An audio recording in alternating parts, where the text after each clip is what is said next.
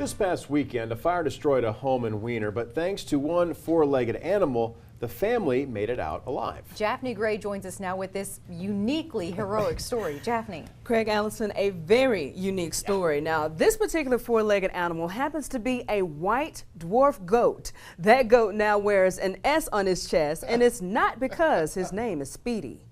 Like any parent, I didn't like the goat. Nick Bruce wasn't excited about another mouth to feed. Didn't care nothing about the goat.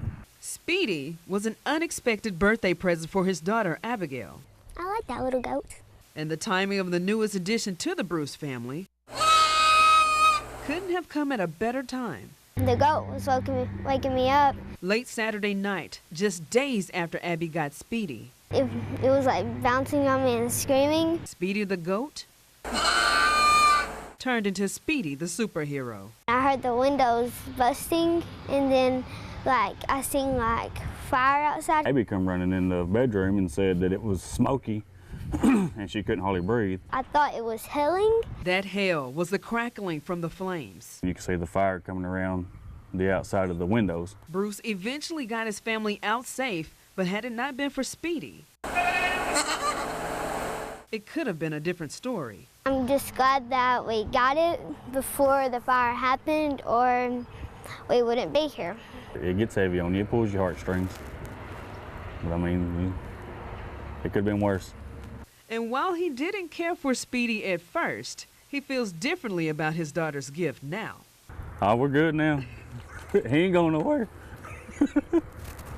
Something the entire family agrees on. I think he means a lot right now. Well, not just right now, but forever.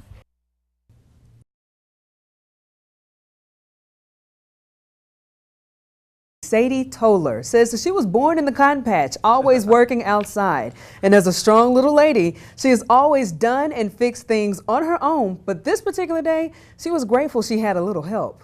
He just come up there and stopped and didn't say nothing. He got out, big old healthy looking guy. He just looked wonderful. 85-year-old Sadie Toller, who's always worked in her yard, was trying to push her push mower uphill when Deputy John Jenkins saw she could use some help. Well, if you want me to, I'll help you. I don't care to. I said, well, now I'm not going to make you, but if you don't care, I know you can do it better than I can. Jenkins jumped into action. And I said, now you get tired, you quit. But he didn't get tired. He stayed right in there. And he was really sweating when he got through. I felt sorry for him. I said, I'll pay you for this. I said, I can't do it by myself. I need some help on this. Jenkins told Toller that he wasn't leaving her yard until he finished, free of charge. And he went from there all the way down with that push mower, and he worked hard. And he was the sweetest thing, and I thought, my goodness, I didn't think they had to work like I do. But they did. He did. He worked hard. He sweated up a storm. But Toller was so thankful. She was very persistent about paying Jenkins back for doing something out of the goodness of his heart. I told him, I said, next time you're out here, I'll fix you a big dinner, and we'll have a big dinner. And he said, I ain't got time now.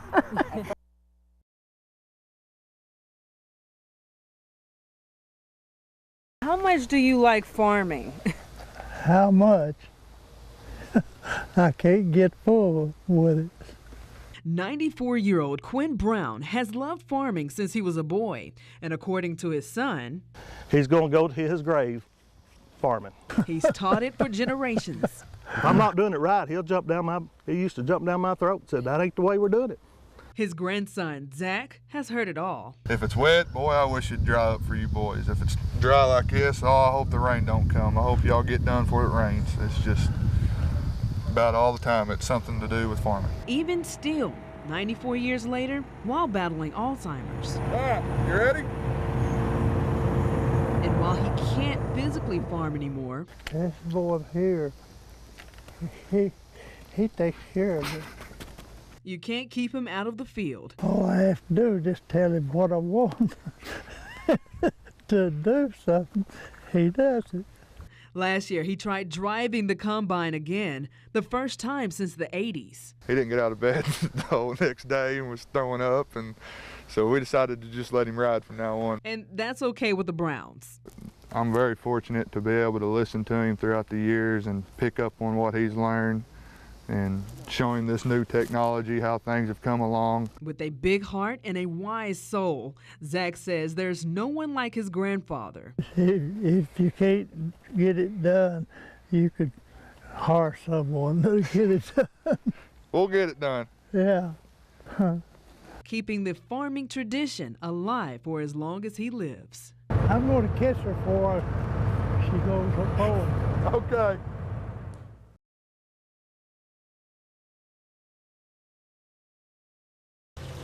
The bad guy and the boogeyman.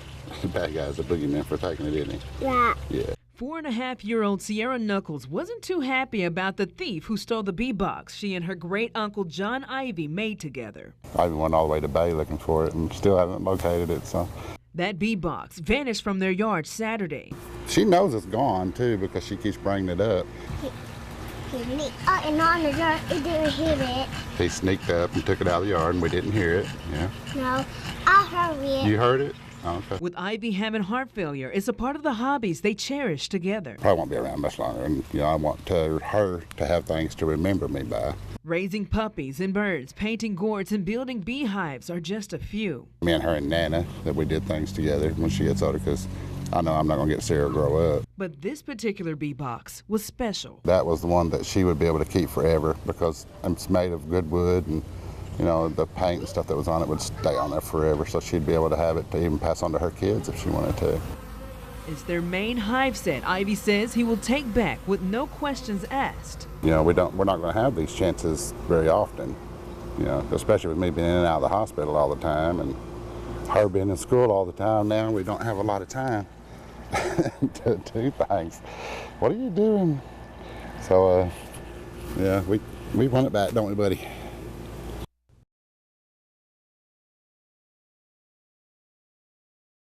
A water rescue relay. It was like something out of a movie.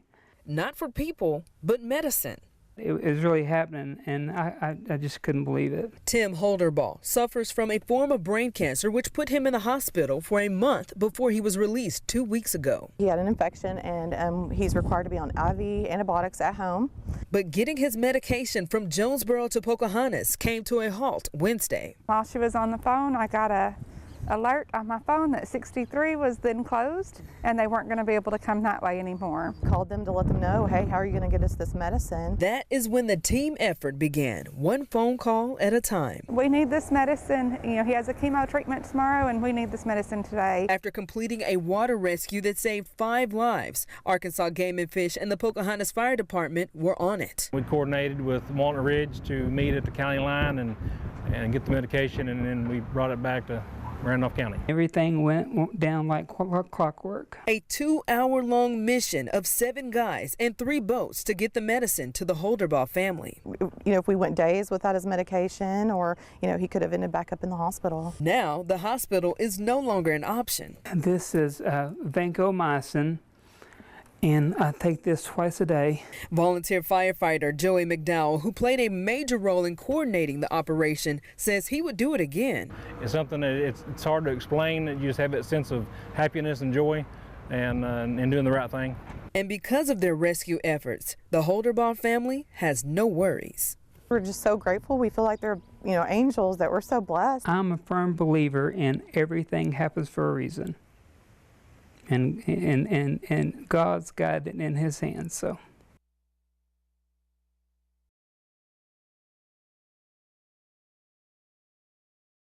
I was sad when they took my Jesus. A gift given to Linda Hogue 20 years ago. That had a lot of meaning to me. Vanished from its spot that sits illuminated in her yard. Sort of broke my heart. But Hogue says the timing of it all, so strange that it's almost perfect. It is symbolic, and with Easter being Sunday, maybe there's a reason. Somebody they need that Jesus for a purpose. And though thou shalt not steal is a part of the 10 Commandments, maybe it will be put to really good use. Hogue says she is blessed to see the good in this crime. Anything, if it will make somebody happy, that's what I want. Now, as a placeholder, Hogue plans to move a resurrection sign closer to the road, and even as a victim of theft, she still has no worries. I hope nobody takes it, but if they do, it's for a good cause, and maybe they can use it in a useful way.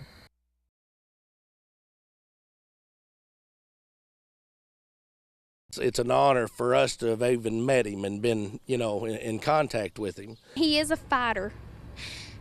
It's hard because you don't ever think it's going to happen to your family. Family, friends, and loved ones have been Team Gabe since day one. Since his time in the hospital for his first heart transplant back in 2011, when his heart failed July of this year, and today when they all gathered to welcome him home after his second heart transplant 106 days ago. I want him to be able to look back on this day and remember what we done for him, and it wasn't just a hospital stay.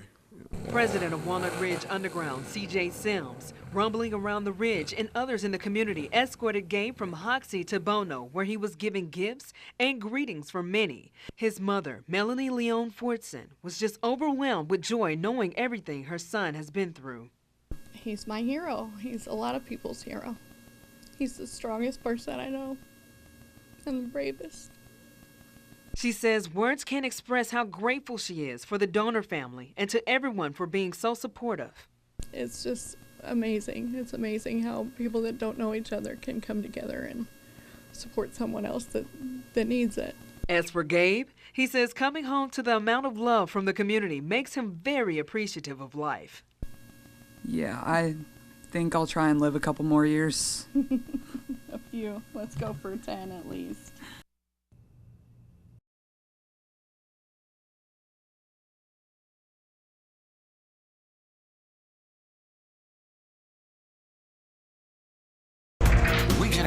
News starts right now. Today, 2 teens tied to the murder investigation of Newport Police Lieutenant Patrick Weatherford were in court. 16-year-old Derek Hurd, charged with capital murder, attempted capital murder, and more, ordered to be held without bond. The other suspect, an 18-year-old who was initially held on suspicion of capital murder, still facing charges tonight, but also out on bond. Now, Japhanie Gray's been in Newport all afternoon tracking this case and speaking exclusively with Tyler Calamise and his family. Japhanie, I'm sure that this has just been a whirlwind of a week for them. Definitely, Allison. His new charges of breaking or entering, theft of property, and furnishing a deadly weapon to a minor carry with them much less prison time if convicted, but his family still says he is completely innocent. Come here, that's what I'm talking about. Ah, my baby is out. Oh, I miss you.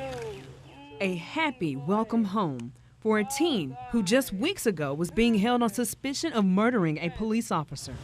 Look at my baby. I'm happy to be home with my family and not being locked behind bars. 18-year-old Tyler Calamise seeing some of his loved ones for the first time in weeks. I give all the praises and glory to the man above, because if it wasn't for him, it wouldn't have been possible. But that welcome home may not last for long. Tyler Calamise is facing about 32 years combined for his handgun furnishing charge, his breaking and entering, and his theft. It's not the murder charge he initially faced, but his family feels those charges are still unjust. It's bad, but I feel that I can beat it because I didn't do neither one of those charges. Still standing by the claim that he was at the Harmony Apartments when Lieutenant Weatherford was shot and killed last month. How did you get tied into something that went down at Rimmel Park? They said the officer said my name, said he seen me. But it's his word against the law. We've alleged that Tyler Calamise obtained the firearm and gave it to Derek Hurd, who subsequently used it in the shooting death of Patrick Weatherford. Calamise's grandmother, Janet Reynolds, says those allegations don't fit her grandson. He has been a great kid all his life. He has never gave me no problems. But according to Boyce, their investigation says otherwise. He also had several other indicators that we felt were relevant that we put forth in front of the judge: gang activity and other involvement in what I would consider to be a violent nature. Though he did initially confess to pulling the trigger. I was just really being pressured to confess, so I just did it. But deep down, truly in my heart, I didn't do it. A lie Calamise dealt with for weeks. At first, I was worried and stressed out that I wasn't gonna get released or, be back home with my family. But while I was locked up in jail, I spoke with God, and He set me free. That's a blessing. Freedom, Boyce says he wishes wasn't granted so easily in his bond hearing. As I said, I respect the ruling, but I was disappointed, to say the least. But freedom, Calamise says, is something he's learned not to take for granted. I just say keep your faith and keep praying and believing in the man above, because that's all you got. Calamise and his family also say they are sorry for the Weatherford family's loss and pray the truth comes out for the sake of everyone. Both Calamise and Hurd are expected back in court August 3rd. Live in the studio, Daphne Gray, Region 8 News.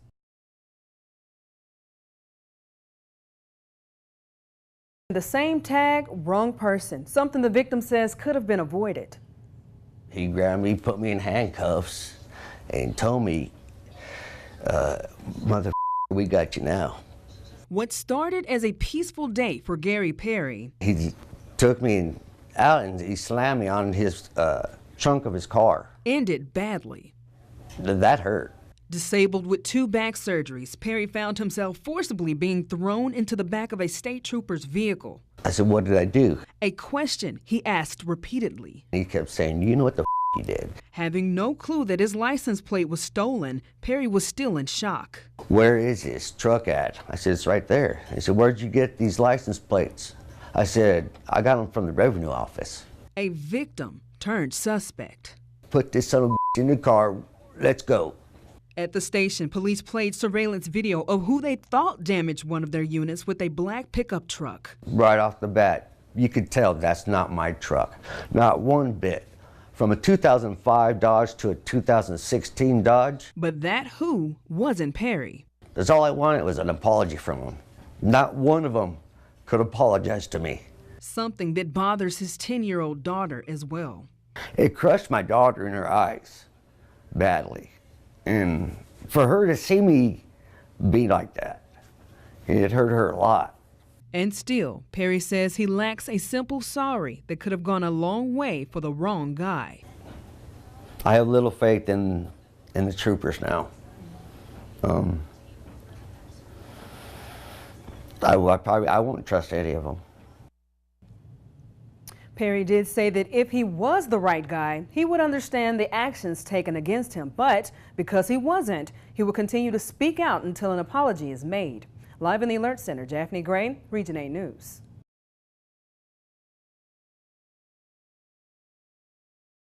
My heart was beating really fast. A terrifying bicycle ride around the block. Man opened the door and the dog came running out.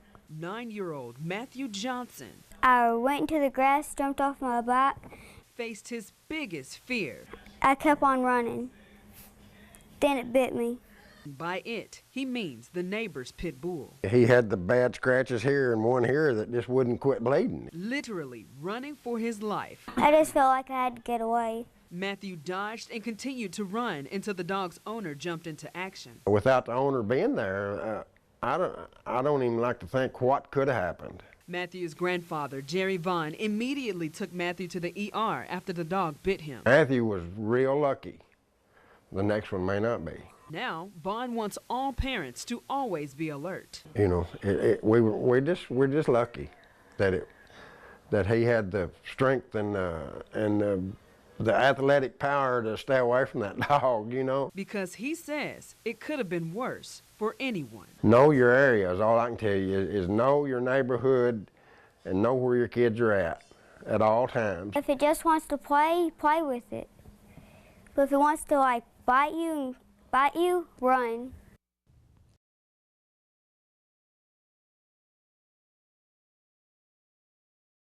It was something Tylisha and Alfred Barnes never expected. It's one thing to lose your child due to sickness or illness, but to have him taken away from you, it's totally different. The emotions they're feeling? It hurts so bad.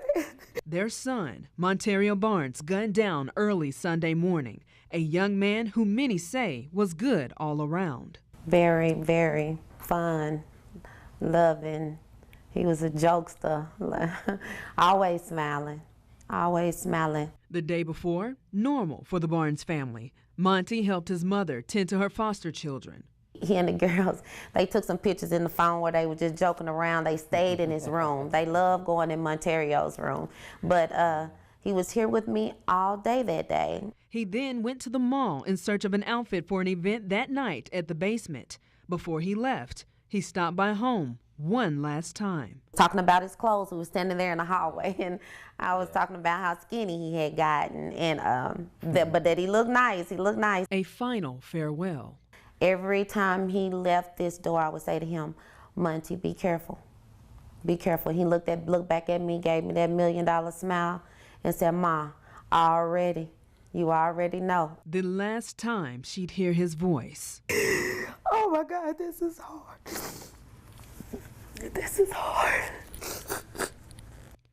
Within an hour, she'd heard her son had been killed, something Tylisha and Alfred prayed were rumors. But later that morning. And that's when they sat me down and confirmed what had happened at the basement. The rumors became reality. My son was taken straight from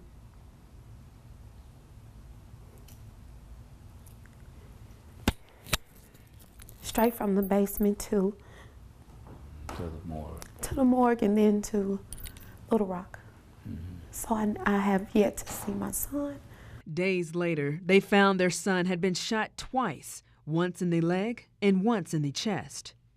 To hear about all of these different things and how he laid there on that floor by himself. Yeah. It's pretty awful.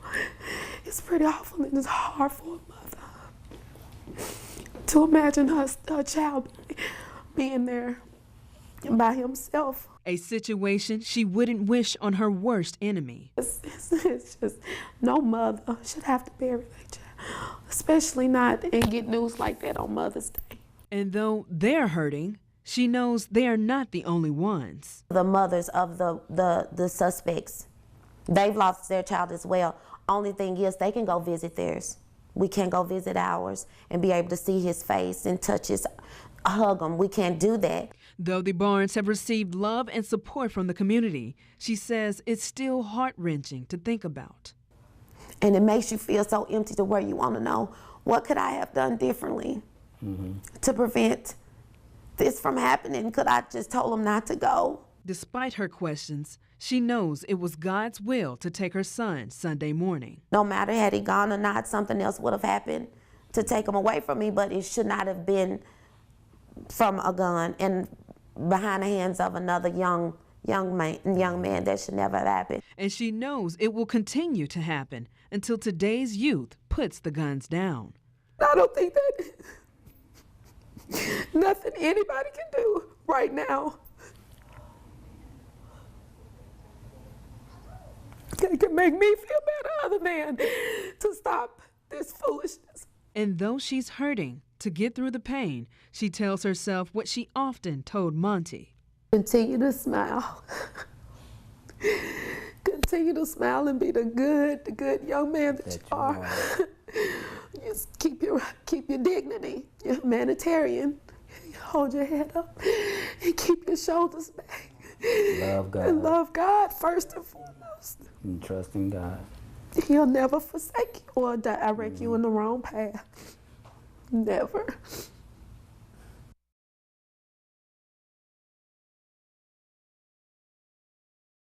You've heard the saying, a picture is worth 1,000 words, but this picture spoke volumes across the nation. It shows what police say is a couple in Ohio passed out on heroin in their car with a 4-year-old in the back seat. Some people criticized the police department for sharing the picture on Facebook, but some say it was a needed message to send. Jaffney Gray is live tonight with the effects that pictures like this could have on some addicts. Jaffney. Yes, guys. Now, imagine you at your lowest. Now imagine that moment being shared with the world. It could serve as a lesson to wake you up, or it could send you down a darker path. Oh, I probably would have turned to the deepest, darkest hole I could turn to. I'd have been mad. I would have thought it wasn't right. Why even try? The whole world knows I'm an addict now. Attempt suicide again and do it to where it would succeed. These are the responses all of these recovering addicts would have if they were still using. As addicts, we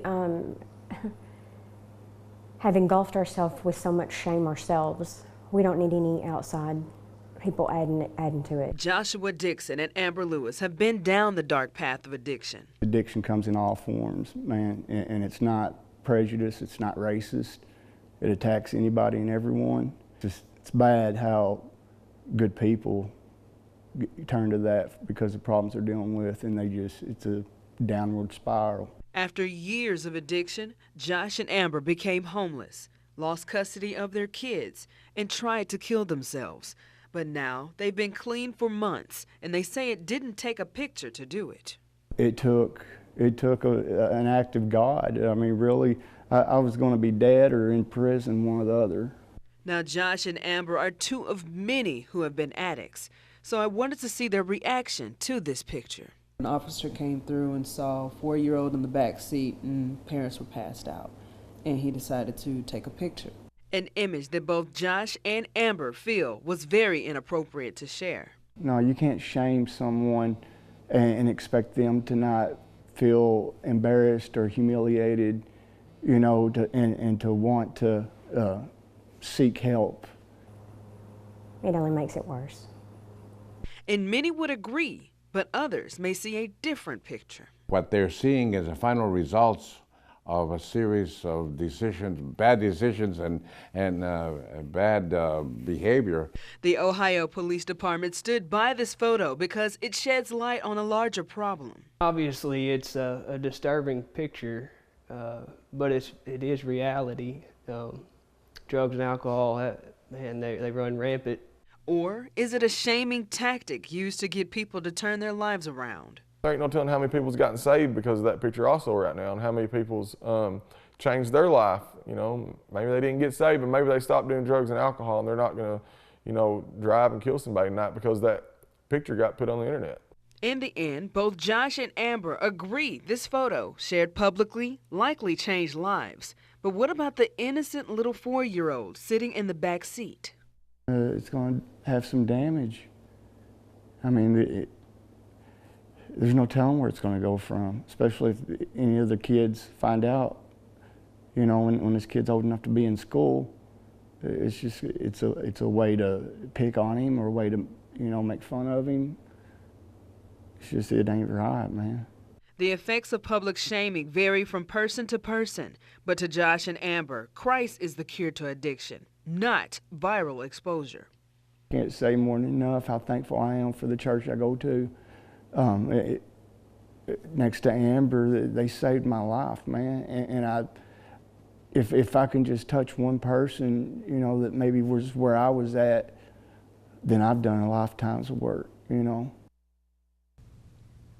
Now, everyone has their own story, but the question still remains, does this shaming tactic work? Again, it varies from person to person, but doctors recommend that if you really want to change your life around, seek counseling, therapy, or surround yourself with people with the same goal to fight drug addiction.